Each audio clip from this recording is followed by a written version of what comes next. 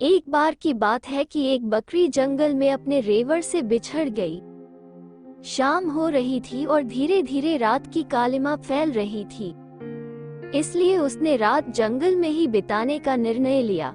थोड़ी दूर जाने के बाद उसे एक गुफा दिखाई दी जो एक पहाड़ी के पास थी। बकरी को रात बिताने के लिए ये गुफा पसंद आई तो वह गुफा के अंदर चली गई और एक कोने में जाकर बैठ गई। संयोग से उस गुफा के एक कोने में एक खूंखार शेर भी रहता था जो उस समय गुफा के अंदर ही था। शेर को देखकर बकरी बुरी तरह डर गई। अब वह गुफा से भागकर दूर भी नहीं जा सकती थी क्योंकि बाहर बहुत अंधेरा हो चुका था और दूसरे जंगली जानवरों का भी उसे डर था। फिर अचानक ही बकरी के दिमाग में एक तरकीब आई। उसने अपनी गर्दन अकड़ा ली और शेर की आंखों में आंखें डालकर उसे घूरने लगी। शेर ने ये सब देखा तो उसे अपनी आंखों पर विश्वास नहीं हुआ। आज तक किसी जानवर को गुफा में आने की हिम्मत नहीं हुई थी। शेर ने गरज कर कहा, तुम कौन हो और मेरे गुफा में क्यों आए हो? बकरी भी अकड़ कर बोली, मैं बकरियों की रानी हूँ। मैंने कसम खाई है कि 100 चीतों, 50 हाथियों और 25 जीवित शेरों को चबाऊंगी।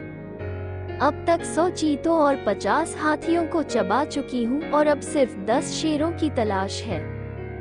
ये सुनकर शेर गुफा से बाहर भाग गया। उसे भागते भागते जंगल में एक गीदड़ मिला। गीदड़ ने शेर को यूं भागते देखा तो पूछा, हे जंगल के राजा, आप इतनी तेजी से किधर भागे जा रहे हैं? क्या समस्या है? शेर ने सारी बात गीदड़ को बताई। गीदड़ शेर की बात सुनकर बहुत हंसा और बोला, अरे महाराज, उस बकरी ने जरूर आपसे मजाक किया होगा। भला एक बकरी ऐसा कैसे कर सकती है?